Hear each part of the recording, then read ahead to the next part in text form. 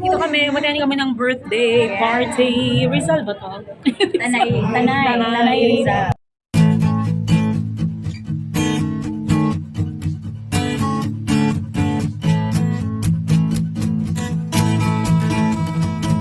So, ayan na nga guys. Bago tayo pumunta ng Tanay Rizal, umaten muna ako ng meeting early in the morning. Ito ay meeting ulit naming mga church workers, yung mga bagay-bagay na dapat lang na pag-usapan, lalo na sa estado or sa status naming mga manggagawa.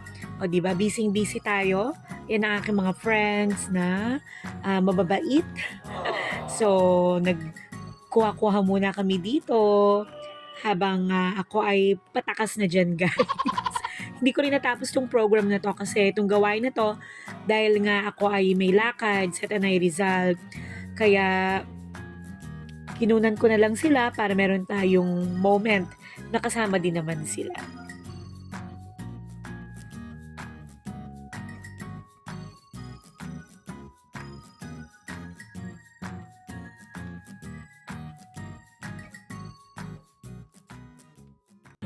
Ganyan lang.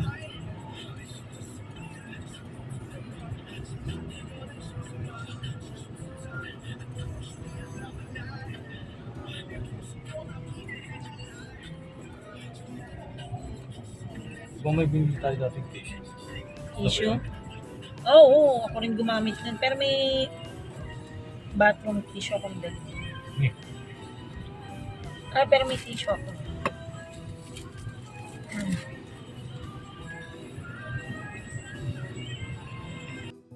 At ayan na nga guys, nagsimula na ang aming biyahe. So pupunta kami dito ng Tanay Rizal. Ito yung highway na sinasabi ko na alam namin na yun pala, meron pa palang isang daan na Tanay Rizal din na napakaganda. At ito na nga yun guys. Ito ang sinasabi namin na Tanay Rizal na maganda. So bundok yung paligid, left and right, bundok, green na green, malamig guys, at walang traffic, napaka-smooth ng daan. Ang ganda talaga dito, talagang babalik-balikan mo tong lugar na to eh. First time naming makadaan dito na may ganito pala. Kaya na-excite kami sa aming biyahe. Saya!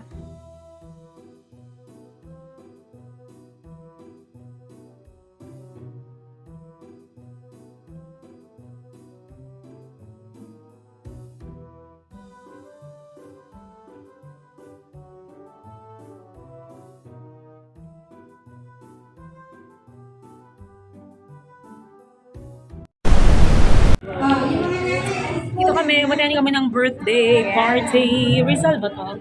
Tanay Rizal. Tanay Rizal. Tayo guys. Bundok, tuktok na bundok. More than 3 hours ang biyahe namin. So yung nagba-birthday ay nasa loob na. Windy.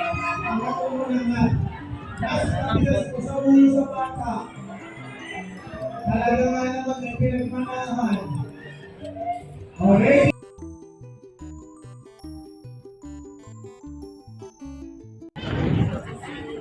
Picture, picture!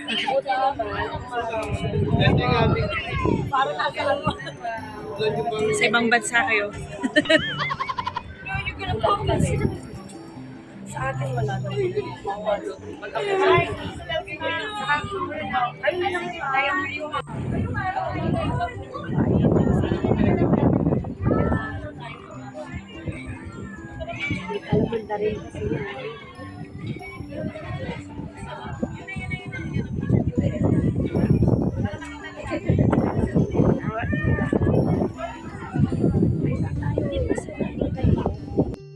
At ayan na nga guys, time to go home. So enjoy na enjoy kaming lahat sa aming party na pinuntahan. Pauwi na kami, medyo hinapon na at umaambon-ambon. Medyo madilim din ang paligid pero masarap, masaya, walang traffic. Parang sarap talagang balik-balikan tong lugar na to. Siguro isang araw babalik tayo dito sa Tanay Rizal na to. The other side of Tanay Rizal. Ang ganda guys!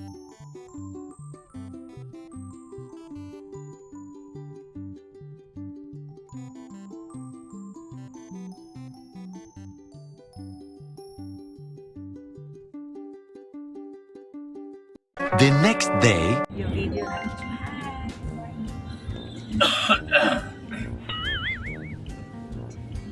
Dapat may candy rin kayo. Naangat eh. Dala ay nandun pala. Sa kotse. Sarap yun. Ano yun? Sala lang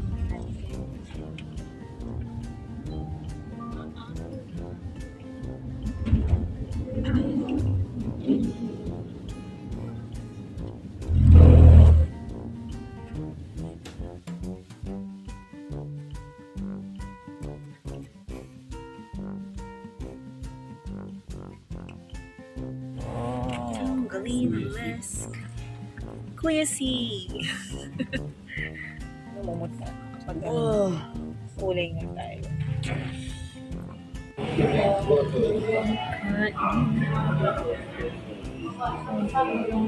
Ay, sabon pa pa.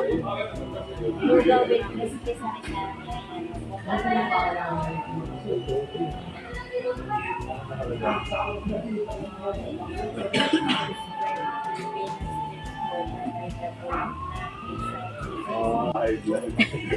Ma, kailangan uminom tayo ng gamot nito. Nababasa mo pa ba yan? Ay, ito. Kasi kung ano sa'yo, overload. Yun, ano sa'yo. Kakain ako. Na magkakanin. Ito pa. May silog meal sila. Magkakanin ka, tita ko? Ano yan? Parang gusto ko rin magkanin.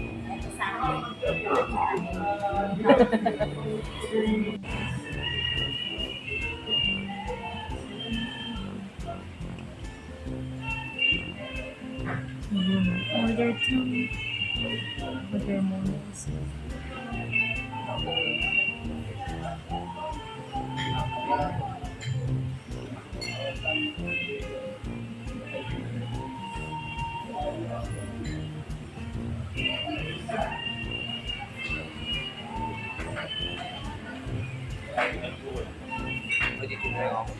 Saan?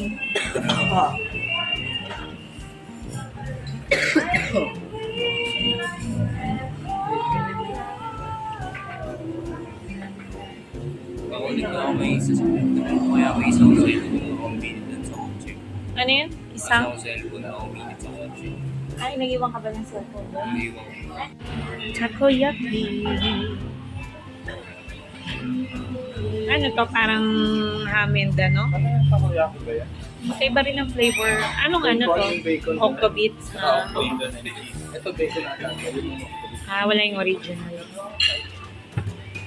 Busy ang mga tao. Busy.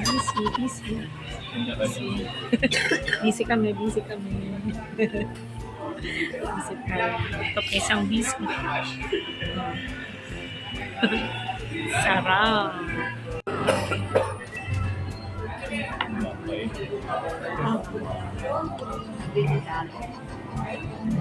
Vlog kami.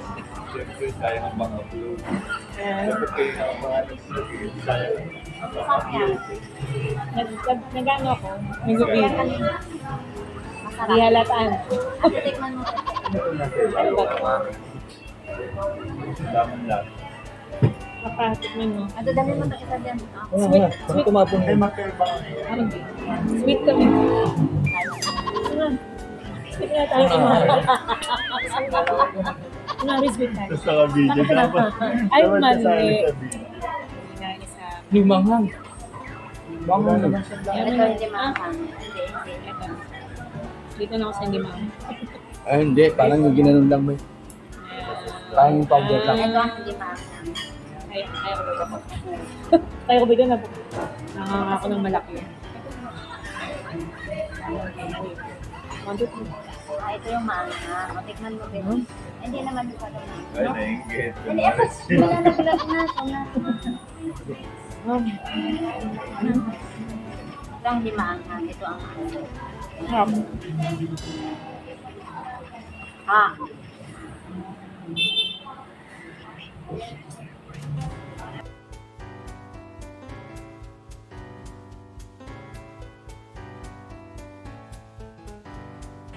Sari-sari, bacon, keyohan, koyaki, bacon cake. Yes. Look at special.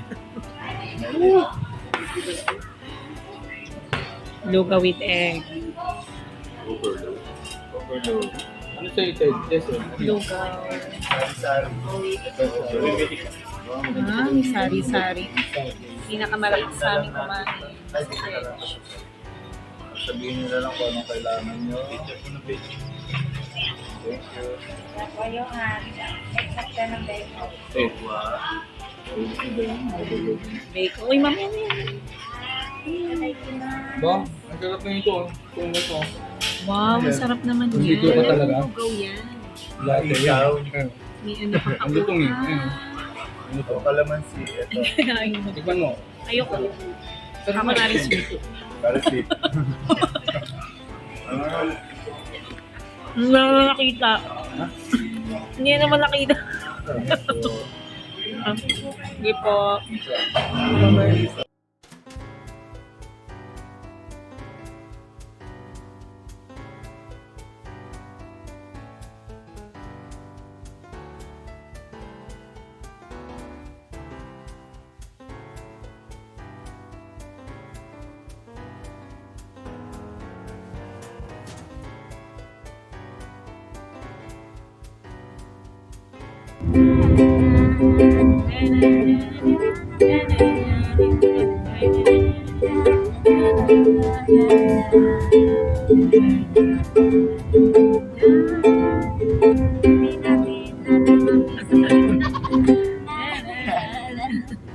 Pero maganda yan.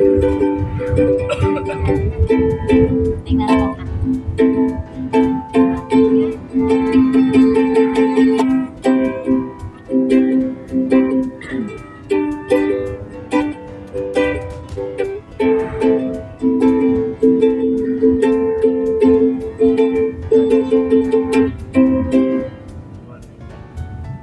Ano yung falling in love?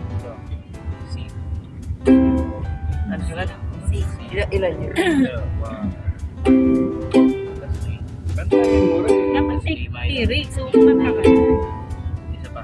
Hindi namin alam yan.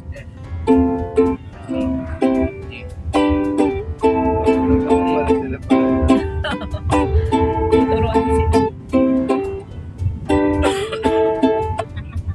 Sige, kantayin nyo na.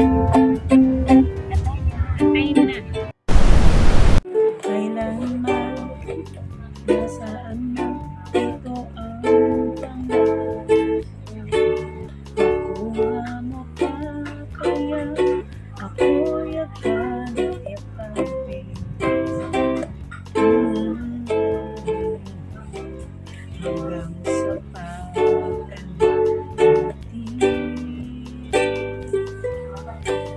magtatanong lang sa'yo, ako pa kaya ibibigay mo?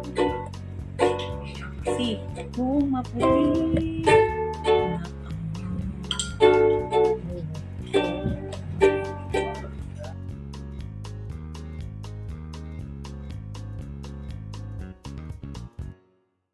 Later. Gusto nga ni tatay masali sa video eh. Oo nga. Nakuha naman. Okay na yan, te. Kuha naman si tatay. hindi makita. Masasensor kayo. Ayun. Masisikat na kayo eh. Napapanood yan sa Sino bang sumikat? Oo, bagong mundo. Ninyo yan ang kaya. Bagong mundo. Provincial Laguna. Pag-aari. May wala tayong makitang kapagsusukat. Pag-aari ng isang matanda. Kita ba kayo? Lagyan mo. Ang mapurol yung kutsilyo. Ayan.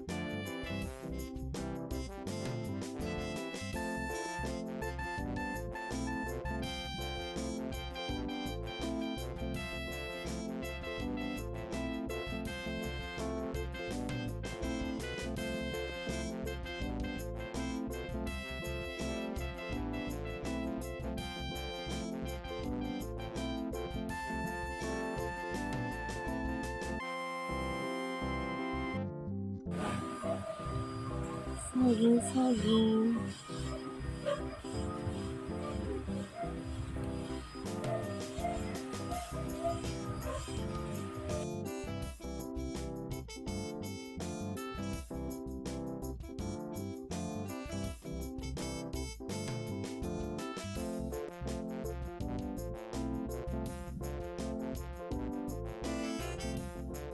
At tapos na naman guys ang ating 2 days vlog. Nakarating tayo ng Tanay Rizal para mag-attend ng birthday party ni Pastor Jack. Kasamahan namin sa church. Siya ay 60 years old na siya. Kaya may enjoy niya ng benefits ng pagiging senior. Happy kami. Doon si mother, si sister at si hubby na naging driver namin.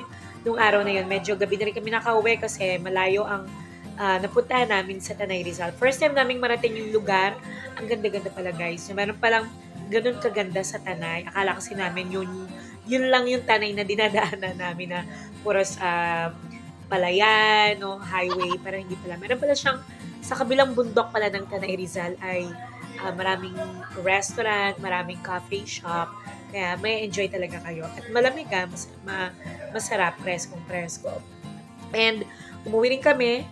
Kinabukasan umuwi kami buong family, no? Kasama si Sweetheart at yung mga anak namin and yung kapatid ni Sweetheart. Punta kami ng Laguna sa aming probinsya para dumalaw sa mga kamag-anak, lalong-lalo na sa tatay namin, Lolo Calvo. Lolo Calvo yung tawag namin sa kanya. Pero may buhok pa naman siya. Pero yun nga, dinalaw namin ang aming mga kamag-anak doon. And kasi once a year lang naman talaga umuwi si Sweetheart. So, minimake sure namin na nakakadalaw kami, lalo na siya, kasama ng mga bata pag umuwi. So, happy ang ating araw na to dahil nagawa ang mga dapat gawin. Again, salute sa ating mga nanay na patuloy na nagmamahal sa kanilang pamilya, sumusuporta sa kanilang mga anak. Salute po sa ating mga OFWs mom, working moms. Maraming salamat po sa pag-aaruga sa inyong mga pamilya. Muli, kayo ay ingatan at pagpalain ng ating Panginoong Diyos. See you later. A few moments later. Hello guys, magandang gabi. Tayo ay nagbabalik sa The Singing Mom Tessam / Poy Nanay ngayong gabi guys. Isang verse from Colossians 4:6. Ang gusto kong i-share sa inyo tang sabi dito, be gracious in your speech. The goal is to bring out the best in others in a conversation, not put them down, not cut them out. The words we speak make a difference. Pwede silang makatulong o makasakit sa atin, tear down or build up, encourage or bring someone down. God wants us to use our words in the best way possible. Ibig sabihin lang nun, we should always say things that make others feel better. Bringing out the best in others, hindi naman talaga ganon kahirap. Just remember to use kind and thoughtful words. And if we always speak to people the way we want to be spoken to, we won't have any trouble finding the right words. Kaya again, always think before we speak. We want to speak words that please Him always. Kaya naman let's pray and ask God to help us choose them carefully. Alright, so from Colossians 4:6, be gracious in your speech. The goal is to bring out the best in others in a conversation, not put them down, not cut them out. Thank you guys for your time. Thank you for watching the Singing Mom TSM / Poy Nanay. See you again tomorrow for another day of vlogging. Good night.